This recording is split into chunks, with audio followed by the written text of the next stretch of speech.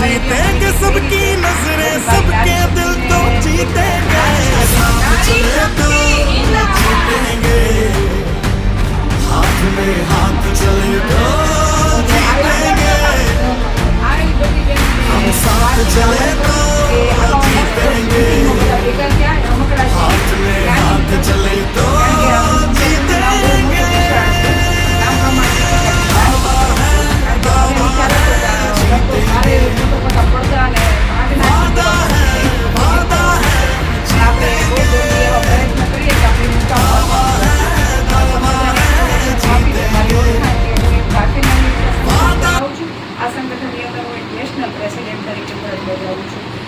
અમારા જે ગુજરાત પ્રદેશ પ્રમુખ અમારા શોભનાબેન જોશી છે, ગુજરાત પ્રદેશ પ્રચાર મંત્રી વર્ષાબેન લીંબડ છે, મોરબી જિલ્લાના પ્રમુખ બેન શ્રી કિંજલબેન પટેલ છે અને મોરબી જિલ્લા ઉપપ્રમુખ પારુલબેન છે, મોરબી તાલુકા ઉપપ્રમુખ આપણા તમારા ઓળખીતા તમારા નિરલબા મારા ભાભીમાં છે બરાબર એ છે અને આપણા મોરબી તાલુકા મંત્રી આપણા રાજેશબેન ચાવો છે.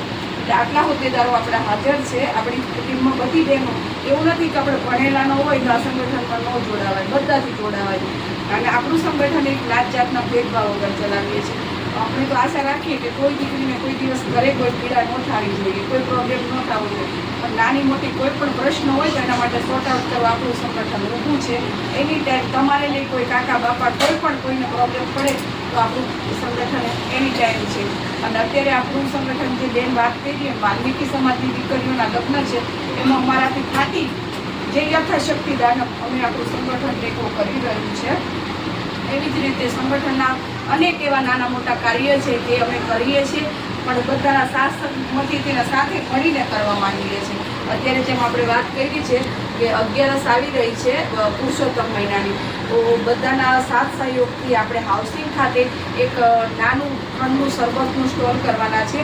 જે પણ રાહદારી જતા હોય બધા પીવે અને સંગઠનને આપણી બહેનોને આશીર્વાદ આપતા જાય કે આપણે તો શું કહે છે ગમે તેટલા મોટા થઈ ગયા તો આશીર્વાદની જરૂર બધાને પડતી હોય છે કે શું કે શક્તિની જરૂર સ્ટેમિના પેલો ઘણા ટાઈમ થઈ જાય તો બાટલા ચડાવવા પડે ગ્લુકોઝના, એમાં આશીર્વાદ મળે ને તો આપણી અંદર ગ્લુકોઝ આવી જતું હોય છે. તો બસ એવી રીતે આપણી અંદર ગ્લુકોઝ મળતું રહે, આશીર્વાદ મળતા રહે તો જ આપણે આગળ વધીશું. બાકી સંગઠનને આગળ વધારવા માટે એક તો એકતાની જરૂર છે.